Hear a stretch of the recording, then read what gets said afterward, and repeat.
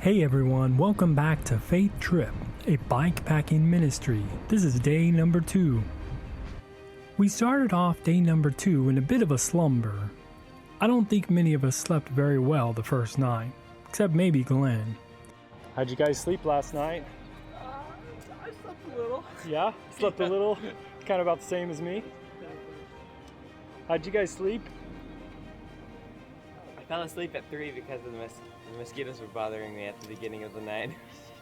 For me, the ground wasn't very level. I kept on falling off my pad, ending up on the side of my tent. So it was a real struggle to get a good night's sleep. And usually it takes a couple days for me to adjust to getting used to sleeping on the ground. But morning came and we were up and at 'em. It should be good. I think I'm going to start getting breakfast ready. Get that cooking. So let's bring this out here. First, we ate a nice hearty breakfast of burritos.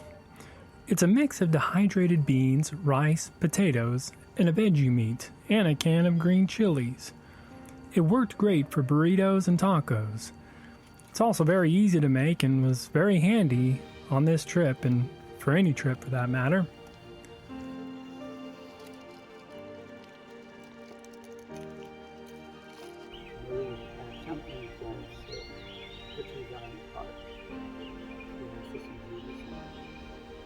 After packing up and praying, we headed out. Our first stop was Kroger and Harbor Freight.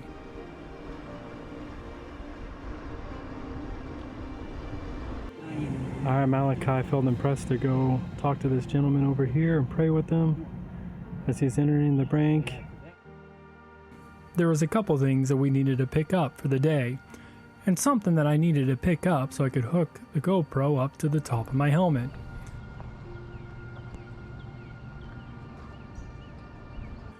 After that, we went over to meet up with Steven. He had reached out from the Facebook ad, and he asked if we could do anything with drywall. Hey, you Steven? Yeah. Hey, how's it going, man? It's Matt. How you doing, brother? We basically just removed a wall in the living room and a spot in the bathroom. I was going to have this section cut out. Yeah.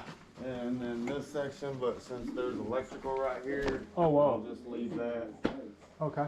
His 15-year-old son Kenneth is big into gaming, and he's had some pretty serious behavioral issues.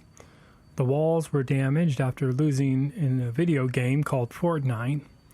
My heart really went out to them both. Steven has some pretty serious health challenges, and Kenneth has some pretty serious anger issues. I was able to tell them a testimony about when I was 13 years old. I had gotten upset at my parents and was just really mad because I couldn't play in a basketball game. I lost control of myself, and in anger, I hit an animal, an innocent calf, over the head, and it fell dead right in front of me. I shared how Jesus can help us. He can give us a new heart and help us to have self-control and gain victory over our anger and our thoughts and our feelings. We were able to give a couple more words of encouragement, talk faith, and pray. And when we were finished up with the job, we had a prayer for them and we headed out. You boys mind pushing the button? After that, we decided to head to Walmart and hold up signs again today. After navigating through town, we posted up on the corner. It's a very high traffic area, and to be honest, we expected more responses than we received. Hey Mario, what do you think? I don't know. I don't know if that was positive or not. Yeah, I mean, I think it's a good work. There's so many people out here who need Christ. Yep.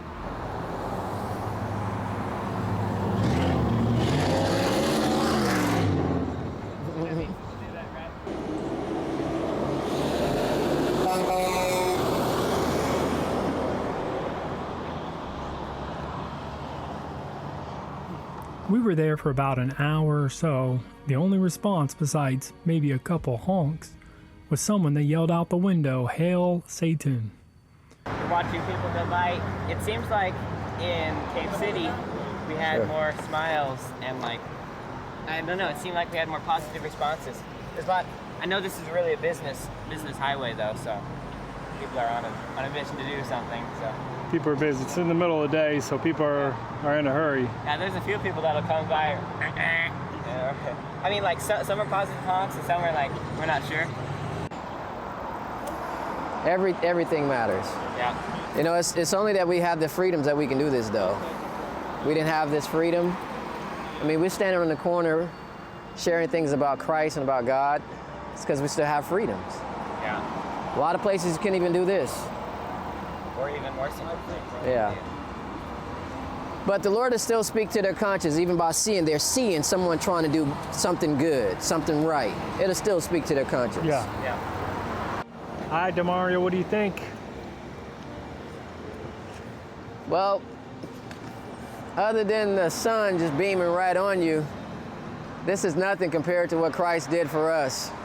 Yeah. So I feel even unworthy in doing this, honestly. It's so small, but I feel like, okay, the sun is beaming on my head. Yeah, I could put a hat on. That's what I was thinking anyway. But Christ went through something way worse than this. Yeah. It was about lunchtime at that time, so we headed out to the city park down by the river to go eat. Is that something that we'll see in the future? I think so, but that's a school that I haven't even entered yet. I don't understand some of these things. We're still teaching this. Which is what we're striving for. Yeah. We want to be the recipients of His Spirit and of the power and authority of His Spirit. But we can't force it. Yeah. I mean, that's kind of how I see it anyway. Had the signs up, no one stopped for prayer, no one showed up.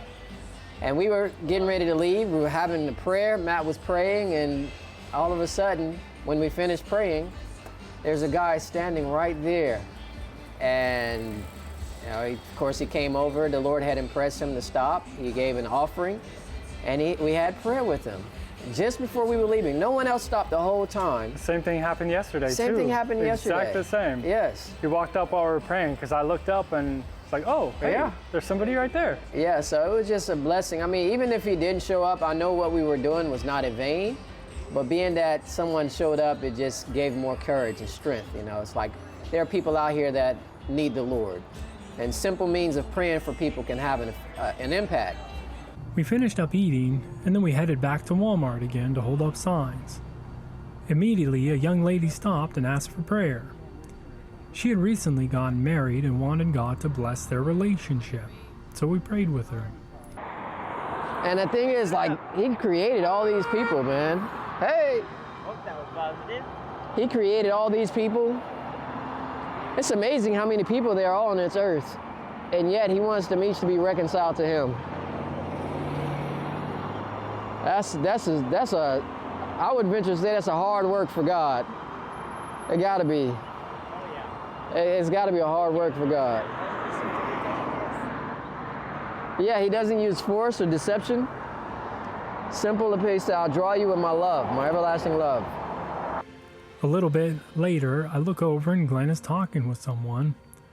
So I head over there, and we had a chance to chat for quite a while with a young mother.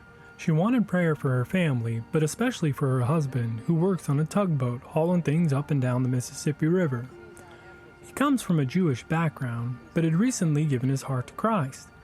I was able to share that we are a group of Sabbath-keeping Christians. We prayed with her, tried to encourage her, and I gave her a Precious Promises booklet for her children.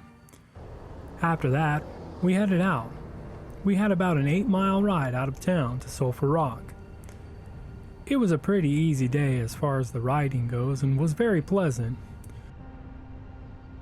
Our destination was to go visit Danita. She's a woman in her 70s and she's raising her 5-year-old grandson by herself. Her husband passed away 2 years ago suddenly, and it's been really hard on her. She just isn't physically capable of keeping up with everything on her property. One thing she needed was help with cleaning her RV and clearing out around it. She also wanted some tree limbs trimmed back along the property line. so we can mow the grass all the way to the fence.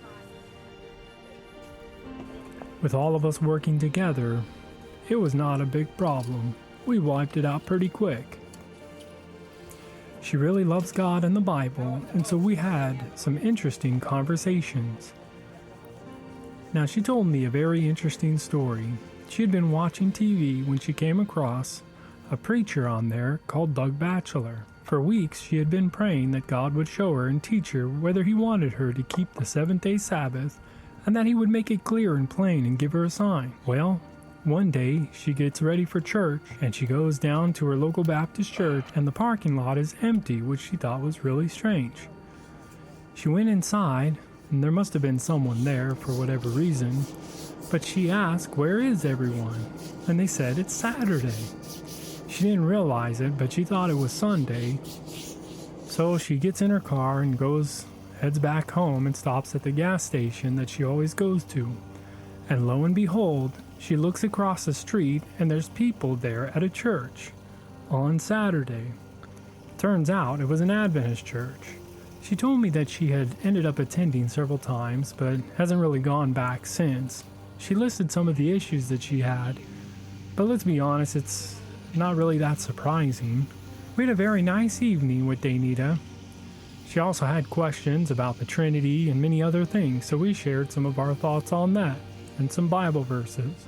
All right, we just finished up a little bit ago. We cleaned up the RV, cleaned off the roof, washed the sides, cleaned around the outside. There were some bushes over there, some tree limbs and everything we cut down, and we were able to mow and clear out some of the grass all the way to the property line. We had a really good day, and yeah, what could I say? God is good. Another awesome day in the books. But little did we know it would be nothing compared to our third and final day.